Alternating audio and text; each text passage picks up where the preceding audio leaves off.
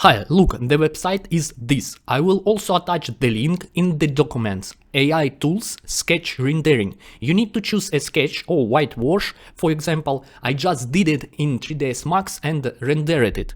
Next, I will also attach these two renders. You attach the reference based on which the AI will calculate the color and materials to create the final image.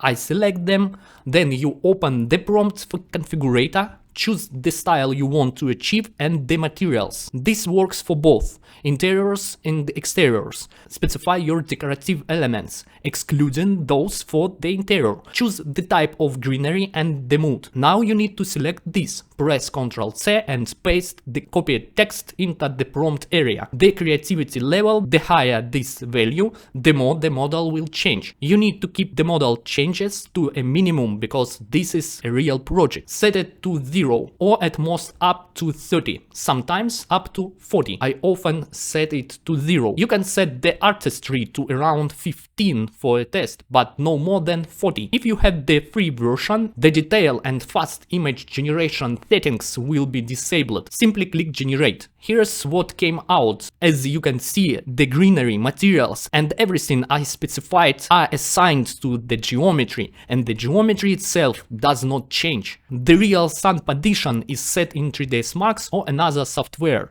You set creativity to 0 and the artistry a bit higher, around 40, and generate. As you can see, the sun's position remains unchanged. You can do the same with the interior. Look how the position remains unchanged, and in Photoshop you can edit the final result. Here's how mine turned out. I did a bit of post-processing and this is what I got.